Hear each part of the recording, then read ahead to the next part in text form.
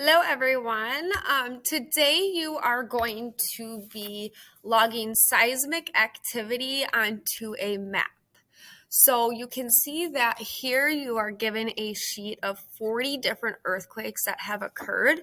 And what you'll be doing is on a map like this, you'll be logging all of those earthquakes. So finding the latitude and longitude and adding a point or a dot onto the map that you have. So to go through and zoom in a little bit, today I'm going to demonstrate earthquake number 1, and then I'll demonstrate earthquake number 4 for you and how to do that. So getting over to my map, the first thing that I need to think is, where is my latitude and where is my longitude? So latitude are going to be like these lines here that go left to right or east to west. And here's my equator. So that's my latitude, which means when I'm finding my north and my south, I have to actually count these lines. So I'm actually kind of counting up. Might be a little bit confusing, but just remember you can look for that north and that south to help you out a little bit. Let me see if I can move my bubble here. Wants to be difficult for me. I'm going to leave it as it is. So while my latitude is my, horizontal line, I have to look at it from the perspective of logging up or logging down. Then I have to remember where my longitude is. So here's my prime meridian here. It's not centered. The zero is not centered in the map, but it is there. That's my prime meridian. And these lines that go up and down are going to be my longitude points. So that's my east and west. Now, using the numbers given to me for earthquake number 1, I have to find 28 degrees north. So again, I'm looking for anything above the equator is north, anything below the equator is south. So I know I can go above the equator because I'm given 28 degrees north. So if I look here, 28 is going to be between 15 and 30. And since 28 is so close to 30, I can really just imagine my 28 is going to be somewhere right here.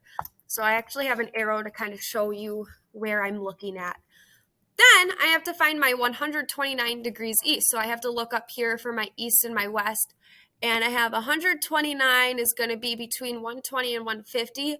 But I would say it's probably right here. It's pretty close to the 120. So then I have to look over to 129. Now, one thing that I suggest is maybe setting a finger here on your paper and setting a finger here on your paper and kind of dragging them until they intersect. And once they intersect, you can map it with a star or a dot or whatever your choice is for logging that latitude and longitude. And that is how you map an earthquake that's given to you. One way that you can check your answers is it tells you the location that you should be having this earthquake marked at. So it says it's between Taiwan and Japan, and I know that that is between Taiwan and Japan, so I know that I did that right. Just to go over one more example for you, I'm going to go down to number 4. So number 4, I got to find 40 degrees north. So again, I know it's above the equator because it's north. So between 45 and 30, that's about halfway. And then I have to find 126 degrees west. And remember, east and west kind of break off over here because it's not centered. So 126 degrees west is just going to be a little bit past the 120. So again, I could set my finger at the north and at the west. And then again, I can like drag my finger on my physical map on my paper. And then where they intersect, that is where your star or your dot is going to be.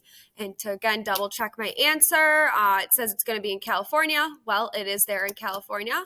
So I know that I got that correct. That is how you do that. You will have more to do on your own. And good luck.